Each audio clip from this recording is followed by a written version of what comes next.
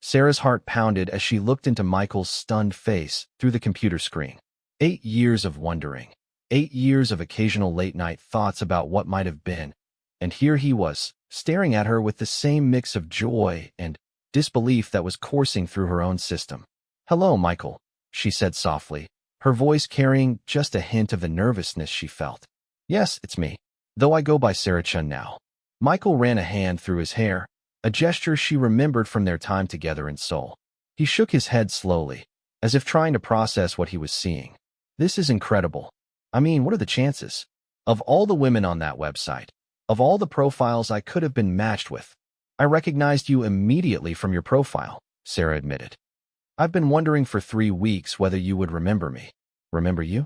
Michael laughed, but there was something almost emotional in the sound. "Sujin, you have no idea how often I've thought about you over the years. I've wondered what happened to you, where you ended up, if you achieved all those goals you talked about." He paused, studying her face through the screen. "You look amazing, by the way. Different, but amazing." Sarah felt a warmth spread through her chest. "Different how?" "More confident, I think. More settled in yourself. When I knew you in Seoul, you were still figuring out who you wanted to become. Now you look like someone who knows exactly who she is." The observation was more accurate than Sarah had expected. The young woman who had been cornered in that alley 8 years ago had been full of dreams, but uncertain about her ability to achieve them. The woman sitting in her Vancouver condo today had built the life she had envisioned, had proven to herself and others that she could succeed on her own terms. "I go by Sarah Chun now because I became a Canadian citizen 3 years ago," she explained. "Chun was my maternal grandmother's surname. I kept Sujin as my middle name, but Sarah felt more appropriate for my work in international business." Michael nodded thoughtfully. "That makes sense.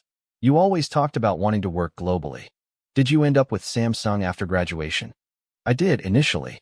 I spent 5 years with them, working in Singapore and Hong Kong. Then, I went independent as a consultant.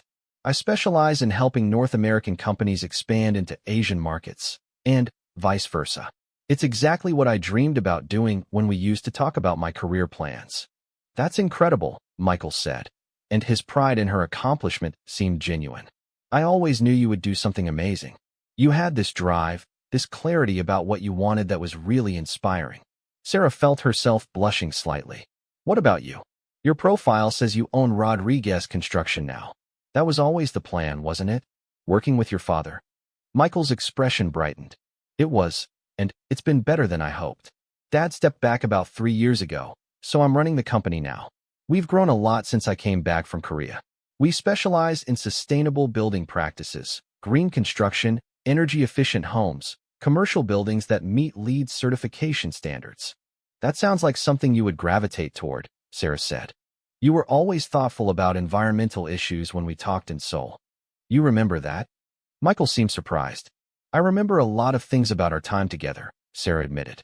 "Probably more than I should, considering it was 8 years ago and only lasted 7 weeks. Michael was quiet for a moment, and Sarah wondered if she had revealed too much. When he spoke again, his voice was softer. "I remember everything too. Those 7 weeks, they were some of the best weeks of my life. I've often wondered what would have happened if circumstances had been different." The honesty in his statement caught Sarah off guard.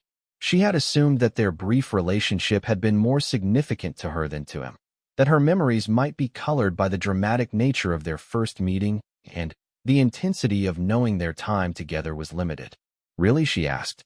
"I thought maybe I was romanticizing what we had because it was so brief and intense." "No," Michael said firmly. "You weren't romanticizing anything. What we had was special. I knew it then, and I've known it every day since. When I lost touch with you, it felt like I had let something important slip away." Sarah felt tears prick at her eyes unexpectedly. "Why did we stop writing?" "I've always wondered about that." Michael sighed. "Life got complicated. I was dating someone else, and it felt unfair to keep such close contact with you when I was trying to build something with Rebecca. And I thought maybe it was easier for you to move on if we had a clean break." "Rebecca," Sarah repeated. "I remember you mentioning her in your emails. Did that work out?" "For a while. We dated for about 2 years, even got engaged. But it never felt quite right. She was a good person, but we didn't have the kind of connection you and I had." We wanted different things from life. She wanted someone who would come home every day at 5:30 and never travel further than the next state. I wanted adventure, partnership with someone who had her own passions. Sarah processed this information carefully. What happened? We ended the engagement about 5 years ago. It was mutual, thankfully. She's married now to a really nice guy who works for the school district. They're perfect for each other. But it made me realize that I was looking for something specific, someone who could be both independent and connected, someone who wanted to build a life together rather than just settle into a routine. Is that what led you to the matchmaking website? Michael nodded. Partly. I've dated locally, but Denver's dating scene is challenging when you're looking for someone with international experience, someone who's interested in travel and cultural exchange. A friend suggested I try international matching, said there were professional women all over the world who might be looking for the same kind of partnership I wanted. And you never thought to look for me specifically? Sarah asked, then immediately regretted the question. It sounded needy, like something the uncertain university student might have asked rather than the confident professional she had become. But Michael answered seriously. I did think about it. More than once. But I didn't know where you had ended up, and I wasn't sure it would be fair to try to contact you out of the blue after so many years. I didn't want to disrupt your life if you were happy and settled with someone else. I'm not, Sarah said quietly. Settled with someone else, I mean. I've dated, but nothing serious in the last few years. My career has been pretty demanding. Same here, Michael said. Building the business has taken most of my energy. But I'm at a point now where I want to share my life with someone. I want to travel more, explore new places with a partner who's excited about adventure rather than intimidated by it. They looked at each other through the screen for a moment, both seeming to process the surreal nature of their situation. Sarah realized they were essentially picking up a conversation that had been interrupted 8 years ago, but as completely different people in completely different circumstances. Can I ask you something? Michael said. When you saw my profile, why didn't you just tell me who you were right away? Why correspond with me as Sarah Chun instead of revealing that you were Sujin? Sarah had been expecting this question and had thought carefully about how to answer it. Honestly, I wanted to see if what we had was real or just the product of unusual circumstances. When we met in Seoul, everything was so intense. The way we met, the limited time we had together, the fact that we were both in this temporary situation. I wanted to know if we would connect naturally as the people we are now, without all that emotional history. And Michael prompted. And we did, Sarah said with a smile. These past 3 weeks of emails have felt just as natural and comfortable as our conversations did in Seoul. Maybe more so, because we're both more secure in ourselves now. Michael smiled back, and Sarah felt the same flutter of attraction she had experienced during their first coffee date 8 years ago. I agree completely. When I was writing to Sarah Chun, I kept thinking that she reminded me of someone I had once cared about very deeply. Now I know why. So what happens now? Sarah asked. This is probably the strangest situation either of us has ever been in. Michael laughed. Definitely the strangest. But also maybe the most amazing. Sarah, I've been hoping to find someone I could build a real partnership with. Someone intelligent, ambitious, independent, with international experience, and an adventurous spirit. That describes exactly who you've become. And I've been looking for someone who would see my success as an asset rather than a threat. Someone who wants to explore the world with a partner rather than expecting me to give up my career and follow him around, Sarah replied. That describes exactly who you've always been. So maybe, Michael said carefully, this isn't actually a coincidence. Maybe this is the universe giving us a second chance to get the timing right. Sarah felt her heart speed up. What are you suggesting? I'm suggesting that we approach this the way we would if we had just met through the website, but with the advantage of already knowing we're compatible. We take our time, get to know each other as we are now, see if what we had in Seoul can grow into something even better between the people we've become. You mean continue with the long-distance relationship process, but without pretending we don't know each other? Exactly. We were both on that website looking for someone to potentially build a life with. We found each other again, older and wiser and more established. Maybe we should see where it leads. Sarah considered this. It would mean one of us eventually relocating. Are you prepared for that possibility? Are you? Michael countered. I work internationally anyway. Sarah said slowly. My business is primarily conducted online and through travel. I could theoretically base myself anywhere with good airport access. Denver has international flights, doesn't it? It does. And Rodriguez Construction has reached a size where I could potentially expand operations, maybe open a branch in another city. Vancouver's got a booming construction market, from what I understand. They were both quiet for a moment, contemplating the practical implications of what they were discussing.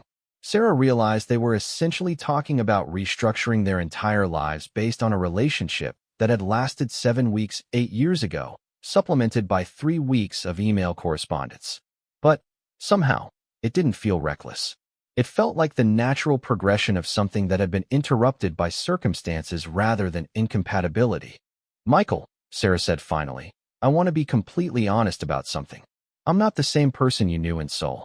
I'm more independent now, more set in my ways. I've built a life I love, and I'm not looking for someone to complete me or take care of me.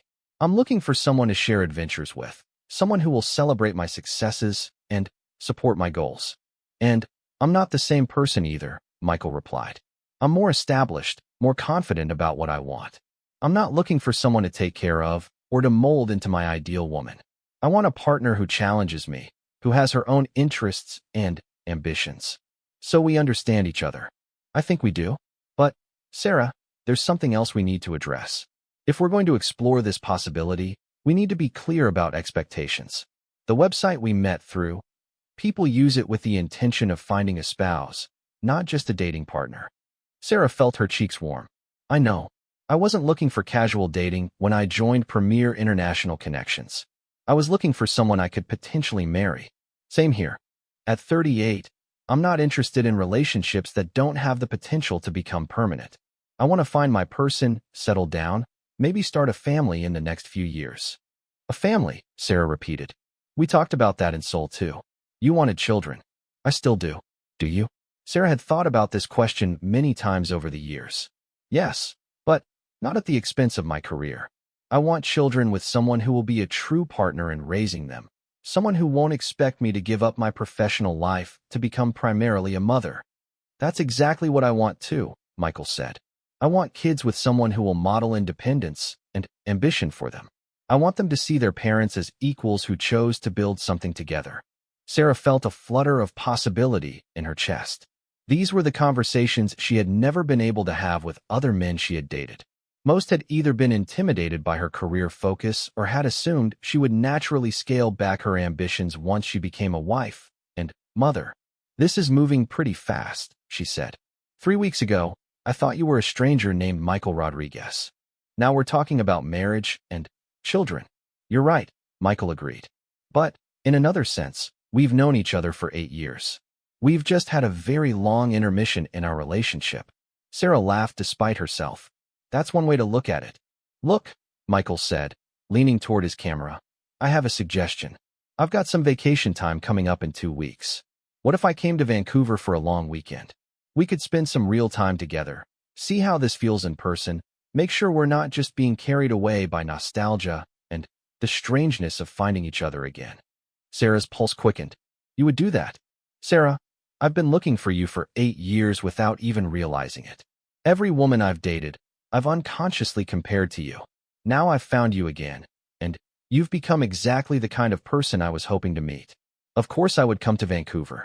Okay, Sarah said, surprising herself with how quickly she agreed. But I have conditions. Name them.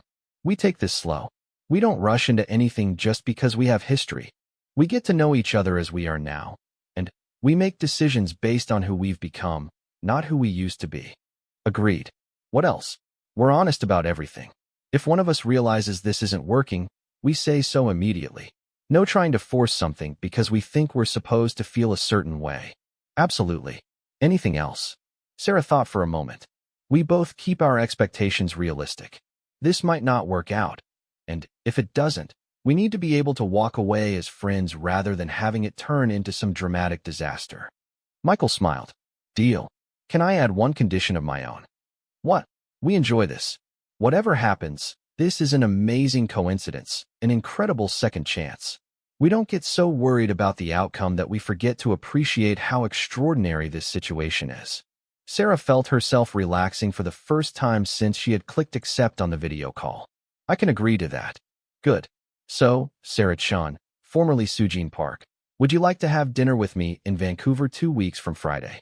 Yes, Sarah said, smiling widely. I would like that very much. As they ended the call and began making practical arrangements for Michael's visit, Sarah realized she felt more excited about the future than she had in years. She had spent 8 years building a successful career, achieving her professional goals, and proving her independence. Now, unexpectedly, she had the opportunity to explore whether the brief, intense connection she had shared with Michael Rodriguez in Seoul could become the foundation for the kind of partnership she had always hoped to find. The universe, it seemed, had a sense of timing after all. 2 weeks later, Sarah stood in the arrivals area of Vancouver International Airport, holding a small sign with M. Rodriguez written in neat letters. She felt ridiculous carrying a sign for someone she had known intimately, but they had decided to treat this like a first meeting rather than a reunion. The formality helped manage her nerves. Michael's flight from Denver had landed 15 minutes ago, and Sarah found herself scanning every face that emerged from the customs area. When she finally spotted him, her breath caught. He looked exactly as she remembered, but somehow more solid, more present. He was wearing dark jeans and a gray sweater that emphasized his broad shoulders, and he moved with the same confident stride she remembered from their walks through Seoul. When their eyes met across the crowded terminal, Michael's face broke into the genuine smile that had first attracted her 8 years ago. He approached her directly, and for a moment they stood there, both seeming uncertain about how to greet each other. "Hello, Sarah," he said finally, his voice warm with the hint of nervousness she was feeling herself. "Hello, Michael," she replied, then made a decision. "I think we can skip the formal introductions, don't you?" He laughed and pulled her into a hug that felt both familiar and new. Sarah realized that he smelled the same, clean soap and a hint of cedar aftershave, and that her body remembered the comfort of his embrace even after all these years. "It's so good to see you," he said as they separated. "I was starting to wonder if I had dreamed our video call." "I know the feeling," Sarah agreed, taking his travel bag. "How was your flight?" "Long, but I spent most of it thinking about what I wanted to say to you when I got here." "And what did you decide?" Michael smiled as they walked toward the parking garage. "That I wanted to tell you how grateful I am that you gave me this chance. I know this situation is complicated and strange, and I appreciate you being willing to explore it with me." Sarah felt some of her nervousness ease. "I'm grateful too. And Michael, I'm really glad you're here." The drive to Sarah's condo in Yaletown took about 30 minutes, during which they maintained the kind of easy conversation that had characterized their email exchanges. Michael asked about her neighborhood, her work, the differences between Vancouver and the other cities where she had lived. Sarah found herself relaxing into his presence, remembering how easy it had always been to talk with him. "This is beautiful," Michael said as they entered her building. "How long have you lived here?" 3 years, Sarah replied, leading him to the elevator. "I bought this place when I decided to make Vancouver my permanent base. It's close to the airport for work travel, but it feels like home rather than just another temporary assignment." Her condo was on the 15th floor, with floor-to-ceiling windows offering views of False Creek and the North Shore Mountains. Michael whistled appreciatively as he set down his bag. "This is incredible," he said, walking to the windows. "You've done well for yourself, Sarah. This is exactly the kind of life I imagined you building when we talked about your goals in Seoul." Sarah joined him at the window, pleased that her home impressed him but also slightly anxious about the wealth gap their living situations represented. "What's your place in Denver like?" "Different, but I love it," Michael said. "I bought a house in an older neighborhood called Park Hill. It was built in 1952 and needed a complete renovation, so I've been working on it gradually. It's got character, hardwood floors, built-in bookshelves, a big backyard where I'm trying to learn gardening." Sarah smiled at the image of Michael working in a garden. "That sounds perfect for you. You were always interested in how things were built, how they could be improved. Would you like to see pictures?" Michael asked, then immediately looked embarrassed. "Sorry, that sounds like I'm trying to sell you a house." "I would love to see pictures," Sarah said, meaning it. "I want to know about your life, Michael. All of it. They spent the next hour looking through photos on Michael's phone, his house, his company's recent projects, his parents, and extended family. Sarah was struck by how his life seemed both successful and grounded. The house was beautiful but comfortable, clearly a place meant for living rather than impressing visitors. His construction projects showed attention to both functionality and environmental responsibility. The pictures of family gatherings revealed someone who maintained close relationships and valued community. "Your parents look wonderful," Sarah said, studying a photo from his father's 65th birthday party. "Do they know about me? I mean, about us meeting again?" Michael's expression grew slightly serious. "I told them I was coming to Vancouver to visit someone I had met while I was stationed in Korea. I didn't go into details about the matchmaking website or how we reconnected. I wanted to see how this weekend went before involving them in the complexities of our situation." Sarah appreciated his thoughtfulness. "That makes sense. My parents don't know about any of this either. They're still in Korea, and they've never completely understood my decision to build my life in North America. They would find the international dating website particularly confusing. Do you think they would disapprove of me specifically, or just the unconventional way we found each other again?" "Both, probably," Sarah admitted. "They want me to marry a successful Korean man and move back to Seoul. They've never understood why I wanted to live internationally or build my own career rather than focusing on finding a husband first." "That must be difficult," Michael said gently. "Are you close to them despite the disagreements?" "We love each other, but we don't understand each other very well," Sarah said. "I visit twice a year, and we talk regularly, but there's always this underlying tension about my life choices." Michael nodded thoughtfully.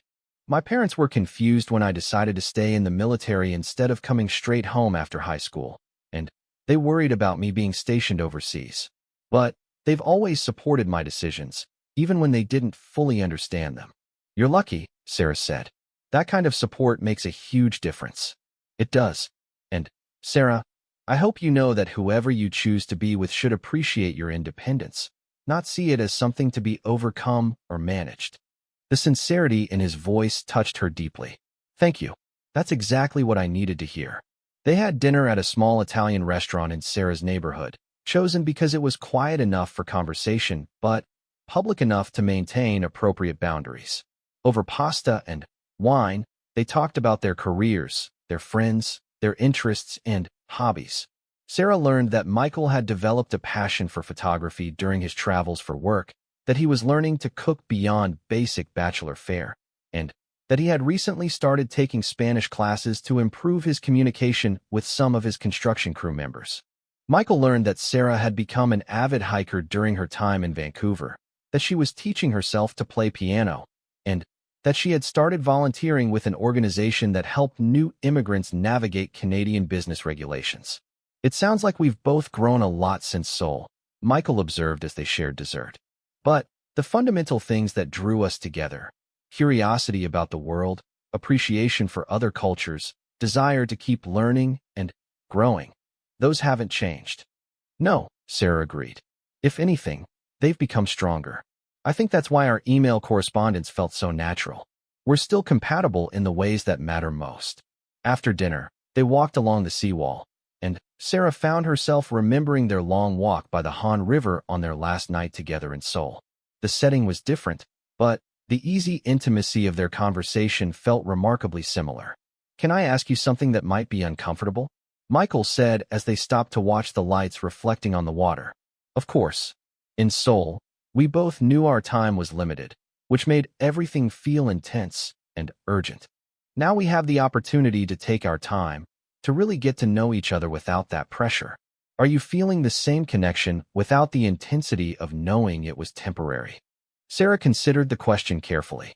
"I think I'm feeling a deeper connection, actually. In Seoul, I was attracted to who you were, but I was also caught up in the drama and romance of our situation. Now I'm attracted to who you've become, and I'm old enough to recognize the difference between infatuation and genuine compatibility." "That's exactly how I feel," Michael said with relief. "I was worried that what we had in Seoul was too tied up in the unusual circumstances to translate to real life." "But this is real life," Sarah pointed out. "We're both established adults making thoughtful decisions about what we want from a partnership. That's much more substantial than the intense, but ultimately unsustainable connection we had as younger people. They returned to Sarah's building around 10 o'clock, and the question of sleeping arrangements became unavoidable. They had agreed to take things slowly, and Sarah had booked Michael a room at a nearby hotel. "I'll pick you up for breakfast at 9?" Sarah asked as they stood outside her building. "Perfect," Michael said. "And Sarah, thank you for today. I know this could have been awkward or forced, but it felt completely natural." "It did," she agreed. "Sweet dreams, Michael." She watched him walk toward his hotel, then went upstairs to her condo. As she prepared for bed, Sarah realized she felt more optimistic about her romantic future than she had in years. The day had confirmed that her connection with Michael was real, not just a product of nostalgia or unusual circumstances. The next 2 days passed quickly. Michael met some of Sarah's friends, who were charmed by his genuine interest in learning about their lives and their perspectives on Vancouver.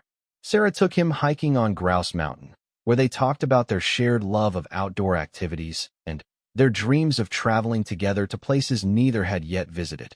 On Sunday afternoon, as Michael prepared to return to Denver, they sat in Sarah's living room addressing the practical questions they had been avoiding. "So what happens now?" Sarah asked, echoing the question she had posed during their video call. "Well," Michael said carefully, "I think we've established that what we have is real and worth pursuing. The question is how we want to proceed."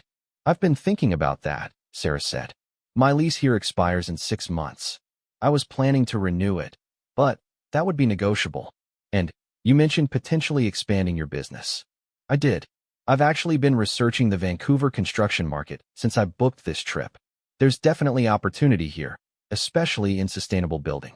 I could see opening a branch office, maybe partnering with local firms initially." Sarah felt her heart speed up. "You're seriously considering relocating?" "I'm seriously considering exploring the possibility. But, Sarah, I need you to understand something. I'm not suggesting uprooting my entire life after one weekend together. I'm suggesting we both consider what it would take to give this relationship the geographical proximity it would need to develop properly." "What did you have in mind?" Michael leaned forward slightly. "What if I spent the next 6 months making regular trips to Vancouver? Maybe one long weekend a month, plus you visiting Denver when your work schedule allows. We use that time to really get to know each other, see how we function as a couple when we're not in the excitement of a reunion. And then, if we both feel like this is headed toward a permanent partnership, we make concrete plans for one of us to relocate. I'd be willing to move here, but I want to know it was what we both really wanted." Sarah appreciated his thoughtfulness and practicality. "That sounds reasonable. But, Michael, I need to be honest about something. If we're going to do this, I need to know you're serious about the marriage potential. I'm 32 years old, and I don't want to spend the next 2 years in a long-distance relationship that's essentially an extended dating experiment." "I understand completely," Michael said. "Sarah, I joined that matchmaking website because I'm ready to find my life partner. I'm not interested in casual dating or seeing what happens. If we commit to this 6-month plan, it's because we both believe this could lead to marriage." "And children?" Sarah asked, feeling her cheeks warm with embarrassment at being so direct. "We talked about that on the video call, but I want to make sure we're really on the same page." "I want children with you," Michael said simply. "I want to build a family with someone who will be a full partner in raising them, someone who will model strength and independence and ambition. I've never been more sure of anything." Sarah felt tears prick at her eyes. "I want that too. I want children with someone who sees my career as an asset to our family rather than a threat to it." "Then, we're in agreement about the big things," Michael said. "The question is whether we're brave enough to try." Sarah looked at this man who had saved her 8 years ago and who was now offering her the possibility of the kind of partnership she had always hoped to find. She thought about the successful, independent life she had built for herself, and she realized that sharing it with the right person wouldn't diminish it, it would enhance it. "Yes," she said, "I'm brave enough to try." Michael smiled and took her hands in his. "So we're doing this? We're going to see if Sue Jean Park and Michael Rodriguez can build something lasting as Sarah Chun and Michael Rodriguez." "We're doing this," Sarah confirmed. "But, Michael, if we're going to be partners, really partners, then it's Sarah Chun and Michael Rodriguez building something together." Not him saving her or her fitting into his life, but both of us creating something new. Sarah Chun and Michael Rodriguez. Michael agreed, bringing her hands to his lips for a gentle kiss. I like the sound of that. As they finalized the logistics of their long-distance courtship, Sarah realized that her voice was no longer trembling with uncertainty. She had found her way back to the man who had once appeared in an alley to help her, but, more importantly, she had found someone who could see her strength rather than her vulnerability, someone who wanted to build an adventure together rather than rescue anyone. 8 years ago, Michael Rodriguez had saved Sujin Park from 3 drunk men in a Seoul alley. Today, Sarah Chun and Michael Rodriguez were saving each other from lives that were successful but incomplete, and they were doing it as equal partners ready to face whatever challenges came next. The mail-order husband website had led her to her past, but, more importantly, it had led her to her future. And, for the first time in years, Sarah felt absolutely certain that she was exactly where she belonged. Sarah Chun stared at the photograph in her trembling hands, her coffee growing cold on the kitchen table. The man in the picture smiled back at her through the computer screen, strong jawline, kind eyes, dark hair with silver threads at the temples. According to the matchmaking agency, his name was Michael Rodriguez, a 38-year-old construction foreman from Denver seeking a genuine connection with a woman who valued family and simple pleasures. But Sarah knew better. She knew exactly who this man was. Though he clearly had no idea, she was the woman responding to his profile on the international marriage website. 8 years ago, Sarah had been Sujin Park, a 24-year-old graduate student at Seoul National University. She had been walking home from her evening job at a small translation company when 3 drunk men cornered her in an alley near Hongik University. They had followed her from the subway station, making crude comments about her appearance, her clothes, the books she carried. The situation escalated quickly. One man grabbed her backpack, while another blocked her path. The third kept making vulgar suggestions about what a pretty girl like her could do to earn some extra money. Sarah's English was excellent, but her Korean felt clumsy under pressure, and her attempts to reason with them only seemed to encourage their aggressive behavior. She remembered the terror that filled her chest as one of them pushed her against the brick wall, her textbooks scattering across the wet pavement. The smell of alcohol on their breath mixed with the autumn rain, creating a nauseating combination that still sometimes haunted her dreams. Then, like something from a movie, a voice cut through the darkness. "Hey, back off now." The voice belonged to an American man who appeared from the main street, probably drawn by the commotion. He was tall, broad-shouldered, wearing a military-style jacket and jeans. His presence immediately changed the dynamic of the situation. "This is none of your business, foreigner," one of the men said in broken English, trying to sound threatening. The American stepped closer, and Sarah noticed he moved with the confident bearing of someone trained in self-defense. "Actually, it became my business the moment you decided to corner someone who clearly doesn't want your attention." His Korean was surprisingly good, though accented. He continued in Korean, "You have 10 seconds to apologize to this young woman and walk away. After that, I start making phone calls to the police, and, trust me, they know me well enough to respond quickly." The men hesitated. They had expected an easy target in Sarah, not interference from someone who spoke their language, and seemed unimpressed by their intimidation tactics. The largest of the 3 took a step toward the American, but stopped when the stranger pulled out his phone and began dialing. "Your choice," the man said calmly. "Walk away with your dignity, or explain to the Seoul Metropolitan Police why 3 grown men thought it was appropriate to trap a university student in an alley." The confrontation lasted only a few more seconds. The men exchanged glances, made a few face-saving comments about crazy foreigners, and eventually slouched away into the night. The American watched them until they disappeared around the corner before turning his attention to Sarah. "Are you hurt?" he asked in English. Then, repeated the question in Korean when he saw her confused expression. Sarah shook her head, though she was still shaking from adrenaline. She knelt to gather her scattered books, and the man immediately helped her, checking each one for damage from the wet pavement. "I'm Michael," he said, handing her a textbook on international business law. "Michael Rodriguez. Are you sure you're okay? We should probably call the police anyway. File a report." "I'm fine," Sarah managed in English. "Thank you. Really, Thank you so much. I don't know what would have happened if... Hey, you don't need to think about that, Michael interrupted gently. What matters is that you're safe. Do you live far from here? I can walk with you to make sure you get home without any more problems. Sarah lived only 6 blocks away, but those 6 blocks turned into the most meaningful conversation she had had in months. Michael, she learned, was a U.S. Army Staff Sergeant stationed at Yongsan Garrison. He had been in Seoul for 14 months and was scheduled to rotate back to the States in 2 months.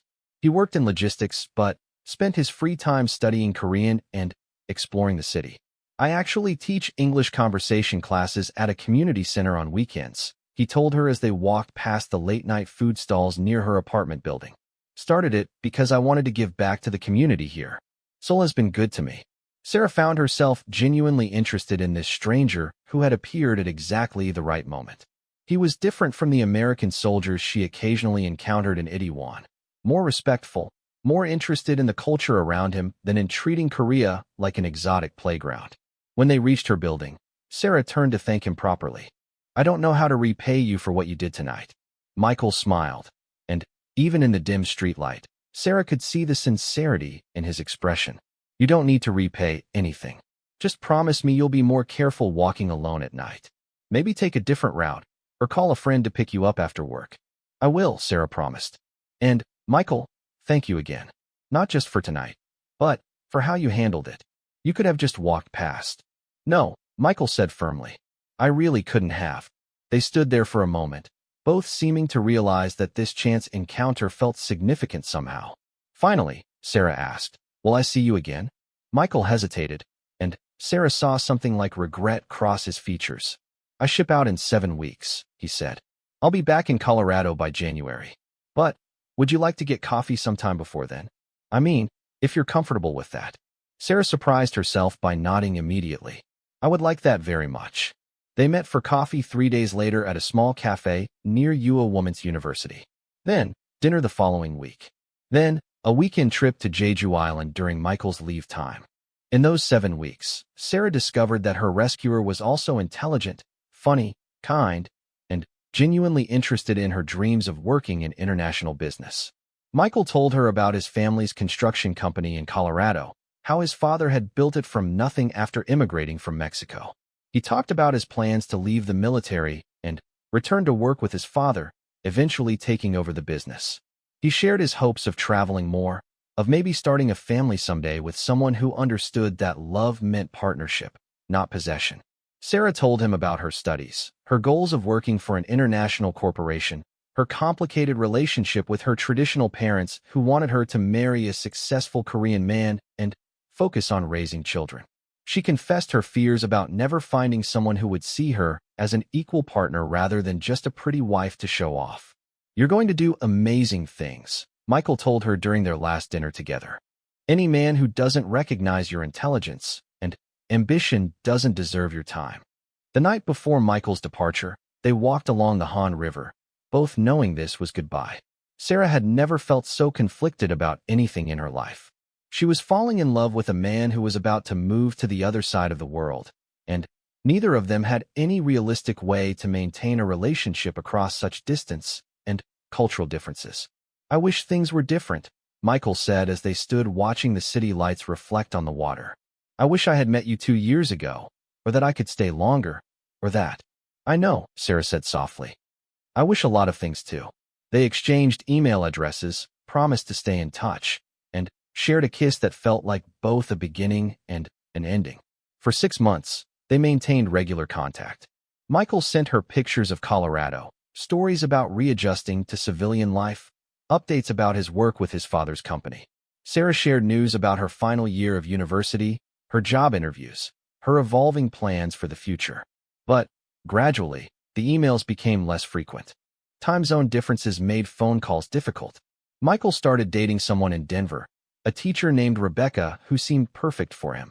Sarah accepted a position with Samsung that required extensive travel throughout Asia. They exchanged Christmas cards for 2 years, then lost touch completely when Sarah moved to Singapore for a promotion. She had often wondered what happened to Michael Rodriguez, the American soldier who had saved her from more than just 3 drunk men in an alley. He had saved her from accepting less than she deserved, from settling for safety instead of pursuing her dreams.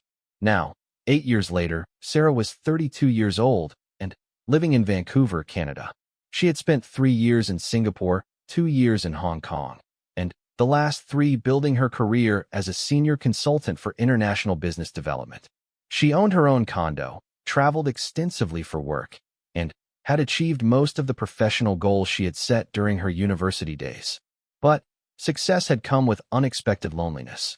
The demanding schedule, constant travel, and focus on career advancement had left little time for meaningful relationships.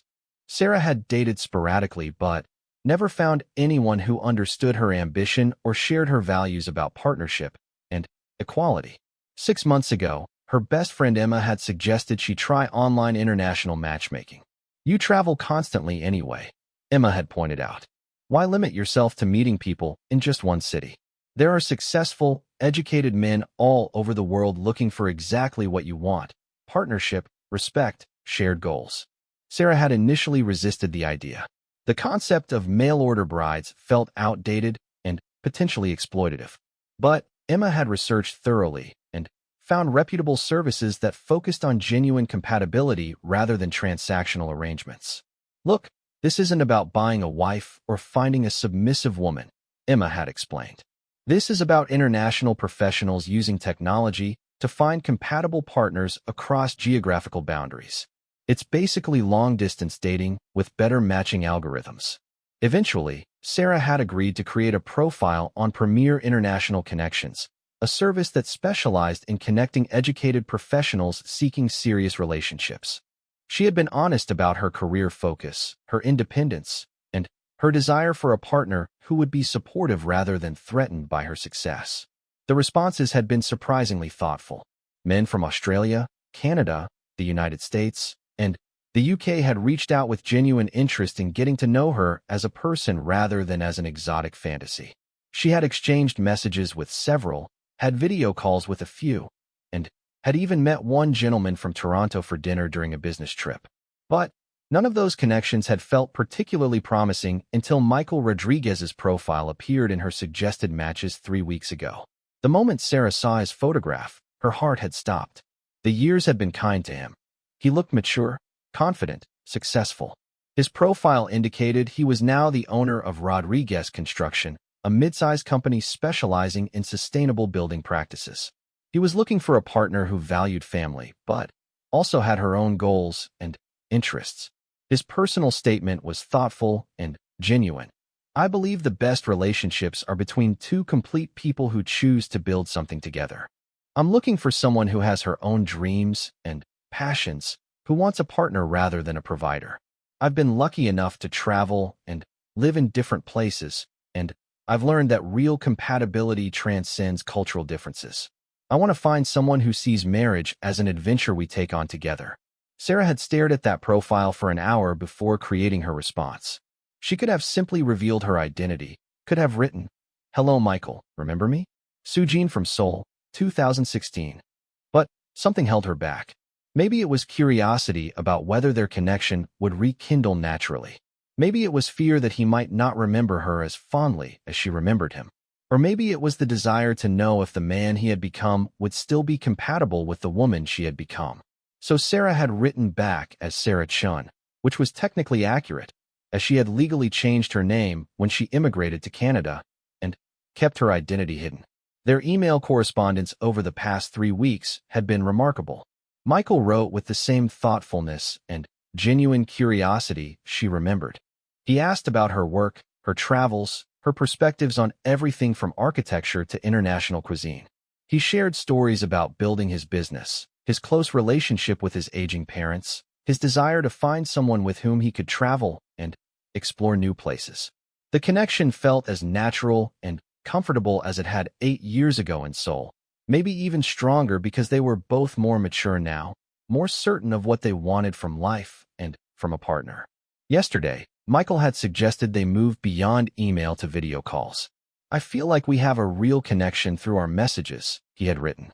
"I'd love to actually talk with you, see your expressions when you laugh at my terrible jokes. Are you free for a video call this weekend?" Sarah had agreed.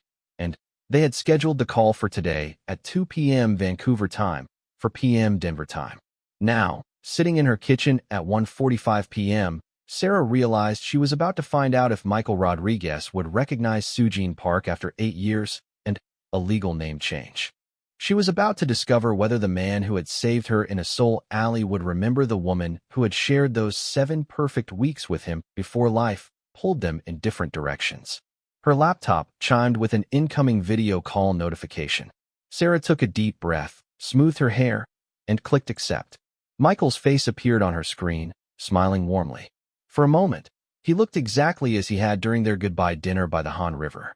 Then, his expression changed, his eyes widening with recognition, and something that looked like shock. "Sujin," he said, his voice barely above a whisper. "Oh my God, Sujin, is that really you?"